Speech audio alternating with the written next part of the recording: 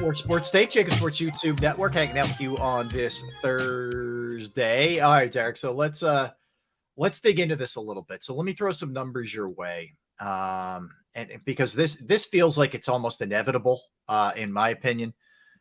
You tell me.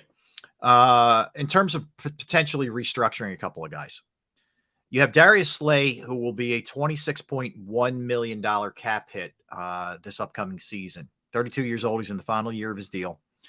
Lane Johnson, $24.1 million this year. He's under contract actually till 2025. So he's under contract a little bit longer. Now, when I say restructure, it doesn't mean these guys aren't getting every penny that they're owed on their contract. Okay. This is not a pay cut. This is a restructuring. It's shuffling around a little bit. It's kick the can, if you will. I don't really care, whatever term you want to use. And this could mean, hey, we're going to give you a signing bonus of 20 million, and your salary for this year is going to be 1.5. It could be something like that. Right. Does it feel likely that these two are going to be targeted by Howie, or have already, and we're going to be hearing about it soon? I would say Lane definitely, because he's been so cooperative for the last two times they've needed to restructure. He's been one of the first ones they've gone to, and he's been more than willing to do that to help them be able to get the type of players they need to keep this team competitive. Darius Slay came out yesterday and said he wants to be here. He was hoping that he might get an extension here. He wants to work and learn with from the new defensive coordinator, Desai. As a team leader, he wants to be here to see this thing through. But you know, Rob, a lot of players, when you start talking about moving their money around, they get a little finicky, man. But, you know, Darius has put it out there, so now you got to put up. You know, if they approach you about restructuring so that you can make this team the best team you can possibly be, especially on defense, then you should be more than willing to do it, knowing that you're going to get your money. It's not like you just said, it's not like you're losing money. You're going to get your money. It just may come in different increments. And, you know, to be honest with you, when you consider NFL contracts are not guaranteed, any and every upfront dollar I can get, I understand you take a bigger tax hit. I get that. But you're going to take that tax hit, whether you spread it out over 2 years or whether you get it in one lump sum. Mm-hmm. So I just give me the money. If you're going to give it to me now, because somewhere along the line of a contract, the back end of a contract is not guaranteed. Right. I just want to make sure I can get all the dollars I can. If I'm going to get that upfront money and the salary and all this stuff, give it to me now. I'll take 100%. it. Yeah, 100%. All right. And then look, Lane's done this by my count at least twice. It may even be more. So he's been down this road many times. He's not afraid to do the restructure. So I would think Lane's a lock if you go about it with him. Oh, absolutely. There's no question about it. You know, Lane wants this team to compete at the highest level possible. He's won his ring. He got so close to winning a second ring. Lane wants that opportunity again to get back to the pinnacle of your profession. And so he's more than willing to do whatever it takes, however he can help make this team as strong as it can possibly be, especially in a mediocre conference right now. Right. Yeah. I think that's going to happen. We're going to see more too. I mean, Howie, I don't buy it necessarily, but the thing that he said, he generally will try to get in front of these things and, you know, lock guys up longer term during the season. But he said he didn't want to do that because they were playing so well. He didn't want to look like he was favoring somebody over another player. I don't know. But anyway, it is a little bit out of character for him not to do that, but I'm sure that there's a plan. Okay. There's nothing done randomly by Howie. There's always a plan in place. So I would think the next portion of what we're going to see, and we're already seeing it from teams cutting people, you're either going to see the Eagles cut some folks or restructure some folks, because you're gearing up now to pay Jalen and all of those free agents that you have. I find it interesting because there's one thing that's not that Howie has stepped out of character. Normally we've seen some restructuring by now. We haven't heard of seeing anything yet. And we're what, less than a week away from free agency. 4 days. I mean, still a lot of time, but usually Howie legal tampering is 4 days. Yeah. So. Yeah. But you know, you can restructuring is not tampering, and usually Howie has 2 or 3 in the fall by now. None. We haven't heard anything. They've been like, you know, radar silence during the offseason, except the one time he stepped out and spoke. And of course, he's been on. He was on Kelsey's podcast. Yeah. But outside of that, it's been radio silence with that front office. A little surprising. And I'm sure they're sitting, I'm sure they're trying to figure out, who do we have a shot at? Who do we need to restructure to make sure we have a better shot of getting this individual to come back? Or who do we need to hone in on come free agency? Here's the list of free agents. They have the list just like we do. Yeah. Who do we need to hone in on to replace somebody we know we can't resign? Mm-hmm. And to be quite honest, all right, Philadelphia, I hate to say this, but when you talk about the whole list of players who are potential free agents, Rob, right, maybe some of those players don't want to come back to Philadelphia. Very possible. Possibility. It's very possible. Yeah. They may want to play closer to home. They may want to play with certain teammates they played with in college on another team, like a reunion. Maybe one of the defensive players doesn't feel like this system that the side runs. There you go. Is a great fit for them. Yeah. Maybe they've heard some things about the side they don't like, and it's time to scatter. There's a whole lot of things go into this equation, and people are like, why would you not want to come back? There's a lot of factors here. Maybe the player has an opportunity to play closer to home in front of family and friends, something they never thought they'd have an opportunity to do. That's huge. Let me throw this at you. So you tell me, most likely, least likely, whatever. I'll just throw names at you. Oh, and by the way, let me get this first before. I'm sorry. Let me preface it by saying this. So CJGJ, Gardner Johnson, at the position that he plays, which is safety, which is a little bit devalued, not quite running back devalued, but it's devalued. Right. He's projecting in the 11 to 13 range. Okay. Hargrave is projecting in the $20 million range. Bradbury is in the 15 to 17 range. You just see the difference there between safety and D tackle who can get to the quarterback and corner. They're not quite as valued. So that's what we're looking at here with those three. Okay. So with that said, let's start with Gardner Johnson. Likelihood of his return.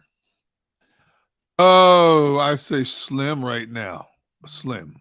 Yeah, I'm not feeling good about him. Yeah, I felt good about it like right at the conclusion of the season, but as we get closer to free agency, especially since he put that cryptic video out yesterday? Yeah, basically a goodbye kind of. It felt like thank you, Philadelphia type stuff. I don't know. Maybe it's a ploy, negotiating ploy. But like I said, 9 times out of 10, when players put that stuff out there, that's basically telling you they're gone. Yeah. Yeah. All right. I know teams hate that. Teams like, why would you say that? Yeah, I'm sure the Eagles are like, dude, just you can put that out the second you sign somewhere else. Exactly. Hold on. Exactly. I think it's a pressure tactic that the players use against organizations to get the fans more on their side. Not that anybody needed to be on his side anymore, but Hargrave at 20. I think, Derek, that's one before the season. I thought he's going to be a priority. They're going to bring him back. That's feeling more and more remote that he comes back at that money. Yeah, you know what, Rob? He's 30 years old. Yeah. Dude had an incredible year. The Eagles jumped on him because of the type of numbers he put up when he was in Pittsburgh, and they knew what he brought to the table in that regard. A lot of times players, when they hit 30 are on the decline. He's still on the upswing. Yep. And based on what based on everybody looking for that next great nose tackle, I'd have to say, or D tackle, I think he's gone. I mean, he had more sacks than he's ever had before in his 7-year career. I'm looking at his numbers. He had more solo tackles ever. Let me see what else is it. So those are the big ones. He's had more solo tackles, more sacks than at any other time in his career. As a matter of fact, the number of sacks he had in 2022 was just one less than what he had combined in the previous 2 years in Philadelphia. He had 4.5 in 2020, 7.5. So he had 12 those 2 years combined. He had 11 last year. Yeah, he's still on the upswing. Picked the right time to have a great year. Yeah. That's for sure. Look, anytime you have a D tackle who can get double-digit sacks, it's going to be tough. He's a hot commodity. No doubt. And then there's Bradbury, $15 to $17 million range. Keeping in mind, Slay's making premier corner money also. So that would be that you'd have to have 2 corners locked in, at least for next year, at a really, really high number. Yeah. It feels like all 3 of these guys are gone. Yeah, I knew before the season was over. I knew late December, early January, the likelihood of Bradbury coming back was slim and none. And that's just the nature of the business. He's put himself he took an investment on himself, and it paid off. He took a 1-year flyer on himself, and it's paid off for him. And with teams out there looking for premier corners, a team that has one good corner is looking for another good to exceptional corner, and they have the cap space to play with it. He's in a great position right now. Now he may have to decide, do I want to put myself in a position with a team that can get me close again to the playoffs, or do I go with a team that's rebuilding, a team say like the Bears or Houston, somebody like that? I can go to Houston and play in DeMeco Ryan's system, but I know my chances of getting to the playoffs may be 2 years away or at least a year away. And you're 30, now ish or whatever 30. He is. Yeah. You don't have a ton of years left. Yeah. But I'm reducing how many cold weather games I have to play in. I'm in a division where all these teams have domes. So the majority of my game, I've got 8 or 9 home games in a dome. Mm-hmm. Indianapolis in his division, a dome. Jacksonville and Tennessee are outside, but Jacksonville's a good weather, environment. So I mean, a lot of players take that stuff into consideration, man. The bottom line is the money, though. If Houston is offering me 10, 12 million more than a team that might be on the cusp of getting to the playoffs, from a business standpoint, I want that money I may never be able to recoup. And you don't know when the next time you step on that field, you're going to blow out an ankle, an Achilles, especially in that sport. Yeah. I got to take that insurance for myself and my family. And when I start to make the transition into the real world again, I like to have that nest egg be that much bigger, so I don't have to rush. Like most players, when they get out of the league, they have to rush and find something to transition to. Yeah, I don't want to be in that position. Yeah, I'm with you. I'm with you there. I don't blame these guys for taking everything they can get. All right, these feel more likely. Let's put it that. Let's put these in the more. Okay. But I'm curious where you're at. TJ Edwards had a nice year. I think he's very appreciated here. The question I think what it comes down to for him. Is he as appreciated in the open market setting? Not to say teams don't do their homework, but I think we all the little things that he does, I think is appreciated a lot more in this city than maybe it would be elsewhere. Is the secret out on him, or is he still somewhat underrated, I guess, nationally, which would help the Eagles bring him back at a cheaper number? I don't say he's underrated because everybody who's looking for an inside linebacker has 17 games of film on him. Oh, no, correction. 20 games of film on him for this season. I think, we said the same thing about what's Jordan, the linebacker for the Eagles? Jordan Hicks. We said the same thing about Jordan Hicks. But he had the injury factor. He did, but he still parlayed that into a nice contract in Arizona. He did. Because everybody knew his potential. And he went out to Arizona and played well. And I think TJ is the same way. Mm-hmm. So if somebody really wants him, I think that's a push with TJ. If it's only a couple million difference between a lesser opponent roster-wise and the Eagles, I would think he would stay with the Eagles because he would have another shot to get deep into the playoffs next year. If it's a vast different amount, TJ is a smart man. You got to take the money and run. Hey, loyalty is one thing. You're only as loyal to an organization as the organization is loyal to you. Let's face it.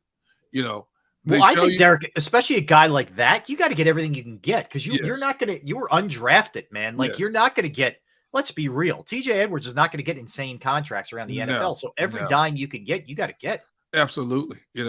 And again, I know it hurts a lot of fans when players leave. They're disloyal, so on and so forth. Well, you know what? The organization is disloyal too. Yeah, in a lot of ways. I never look at it that way. Honestly, God. But the fan base do. How could you leave? How could you leave us and all? But you have to understand. They're businessmen. Yeah. It's a game, but it's a business. And if a team buys and trades you when they want to, when you get that one moment in time when you have some leverage to fortify your financial future, especially in a game where 80% of the workforce ends up borderline broke, you got to take that opportunity now. Anybody would. Totally. Unless you ask me to play in cold weather climate, I ain't doing it. Kaiser White, I don't know. This just feels like It's not happening here. I think that I don't think they were thrilled at the way he played to close out the year either. It just feels like this for both parties is probably over. But maybe I'm reading it wrong. Where do you stand with that one? They will talk to Kaiser, or they have talked to Kaiser. What kind of numbers are you thinking? Here's what we're thinking. I don't think in this case it would be a long drawn out, let's go back and forth. I think the Eagles will say, this is our case. Okay, we've heard your case. They may come back one more time. Okay, you know what? Wish you all the best in your career. Right. Unfortunately, we can't do it. I especially with Nakobe Dean waiting in the wings to step up.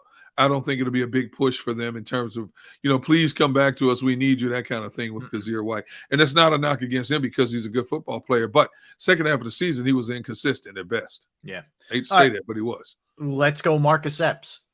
We're hearing things that there's maybe a little bit more interest than some maybe thought initially for him. And I know Barrett's raved about him all year. Yeah. So what are you thinking on him? He's young, he can fly, and he can hit. All the things that teams are looking for in a center fielder, so to speak, or a back end a guy. And I think he was more consistent than not. I know a lot of people were down on him watching him. I think he's better than a lot of people have given him credit for. I mean, when I say people, I mean in this region, a lot of people didn't like his play. And I think there are a lot of teams lining up out there to look at him because I do think he's going to get a good contract, but it's not going to be a contract that breaks the bank type money. It'll be a contract the Eagles will look at and say, that's just a little too steep for our bloods because we have to hone in on something else. If it comes down to, if we offered a little bit more to keep Javon Hargrave, and obviously you're going to keep Javon or, somebody else, or TJ Edwards, you might offer up the ante a little bit to try to keep TJ. But I don't think Epps will be another one of those players where Eagles are going to go back and forth with him. Hey, look, I understand what you're saying. We appreciate what you contributed to the organization. Wish you well in all future endeavors. Okay. I'm gonna hit you with a couple more here. And again, most likely, least likely, just kind of gauging. Brandon Graham, we're hearing rumors, 2 years, $12 million. Ed Kratz had the story yesterday of the USA Today that's what it would be. I said to you yesterday, if that's what it is, I think it's great value for a guy who gets you double-digit sacks. Some people would counter that and say, well, he only played, 35% of the snaps, whatever. I don't care what the percentage is. I just care about the production. And the production was there. And I still think he has gas left in the tank. Mm-hmm. So what do you think about that? Here's what I was told. I was talking to BG. He said, D-Gun, I don't know where this rumor came from because I guarantee you, me and my agent have not talked to anybody. Okay. So I don't know who put that out there. Okay. He just got chuckled and said, D-Gun, I don't know where this stuff is coming from. I said, dude, there's like 4 or 5 reports that the Eagles have offered you a 2-year, $12 million deal, and you're about to finalize it. He says, I don't know where that came from. Me and my agent have not put that out there. We've talked to the Eagles, but they haven't talked a lot about numbers yet, So I'll take him on his word for it, Now, who knows? He may end up signing for 2 years, $12 million. I don't know. But the fact that he told me that, I don't know where that's come from. Me and my agent have not talked to anybody. I have to take him on his word for it. Amen. I think the fact that BG is 34, there's 2 teams, Cleveland and Detroit, who really want him to play for their team. With ties. He's got ties with both teams. Yep. He grew up in Detroit. Yep. Schwartz is in Cleveland. So there's ties there with both of those teams. If either one of those teams or both of those teams are offering a lot more money, and I don't know this for a fact, I should have asked him about this. I bet BG went into this offseason thinking, you know what? If I get a few million here and there, some bonuses, prorated stuff, I'm happy. And all of a sudden, maybe numbers have jumped up beyond what he ever imagined. Yeah. You know what I'm saying? Yeah. Hey, Cleveland or Detroit, I understand they're not there yet. And I know I'm taking a step back in some ways, but they're in a situation where Deshaun Watson is now in his second year, his first full year at the helm of that offense, and they've got some good pieces. Cleveland's got good defensive personnel. I mean, let's be honest here. Oh, yeah. Detroit has a great young defensive end who's only going to get better. Oh. They've got some players some young players they really like growing in that system. They just need to add 2 or 3 more pieces to that defense to make it a little bit better. Mm-hmm. Brandon Graham would be that stabilizing force as a role player, as a role model in that locker room, and as a guy in the community. That's worth something to somebody. I agree. And it might be worth a lot more than what the Eagles want to pay him. And the Eagles understand that. Anything that happens is not something that's going to catch the Eagles off guard. They're prepared for what's to come. You make an interesting point. I mean, I think about pairing him with Aiden Hutchinson in Detroit or pairing him with Myles Garrett, in Cleveland would be nasty. Just throwing him with those 2 guys. Oh, my goodness. Opposite. All right, I want to do these 2 quickly just from an offensive side of it. Sayamalu and Sanders. I think both guys are going to – I think Sayamalu is going to just get paid more than they can get anywhere near, and they have Jurgens sitting there. And then – I don't know. Myles, it just feels like both. I don't know about both sides. It feels like Myles wants to come back and thhere ready to move on. But what do you think about those 2? Ready to move on from Myles. Sayamalu, they would want Sayamalu back, but they understand he's going to be his market value is going to be too high. Sayamalu is a good offensive guard. He's going to solidify somebody else's offensive line. They already invested big money into Lane on 1 tackle spot. They've invested big money into Mailata on the other side. If Kelsey comes back, Kelsey is going to make a decent dollar as well. You got Landon Dickerson on a rookie deal, and you're going to have to maybe get a younger player like a Jack Driscoll or another draft pick on that right side, just to stay cap friendly in a lot of ways and to keep, disposable income in case you need to do something down the road to bring somebody else in between now and the time training camp ends. So I think Sayamalu is going to walk out that door because he's put himself in a position to make money that he probably never thought he could make. Interesting. All right. Let's come back, Derek, and we will we're going to break it up a little bit. We have Jordan Reynon coming up at 2:00, and then we'll at 1:30 we'll do all of our NFL stuff as well. But we'll mix it a little. A lot happened in college basketball yesterday. Longtime coach is gone. Another one likely to be gone. A lot of the Phillies teams survive somehow, some way. But there's other stuff we'll get into, some NBA stuff as well, some weird bad luck for Kevin Durant, Sean Kemp in the news for all the wrong reasons. We'll get into all of that when we come back. So don't go anywhere. Derek Gunn, Rob Ellis, Barrett in the keys today. We are Sports Take, JAKIB Sports YouTube Network. We're going to talk about Pro Action Restoration right now, because if you have a home, you have a business, and you've experienced the inconvenience of water, fire, smoke, mold damage to your property, you know how difficult that can be. You're not really sure who to call. But I got the people you can call. Pro Action Restoration is on call 24 hours, 7 days a week to assist. I know I've gone through it on a Saturday, and before I knew, I'm thinking, man, I'm going to call this place, leave a voicemail, and they're going to get back to me on Monday, and my parents' house is going to be flooded. Well, guess what? I called. Somebody answered. The crew was right out there. They fixed the problem. The price was reasonable. The crew was professional. And it was a great experience all around. They are licensed, bonded, fully insured. They've been serving the tri-state area for more than 2 decades. Pro Action will work in conjunction with your insurance company. So again, if it's water, if it's fire, if it's smoke, mold remediation, you name it, they can handle it and then some. If you're not sure, give them a call, 610-623-3760, 610-623-3760, or online at proactionrestoration.com. That's Pro Action Restoration.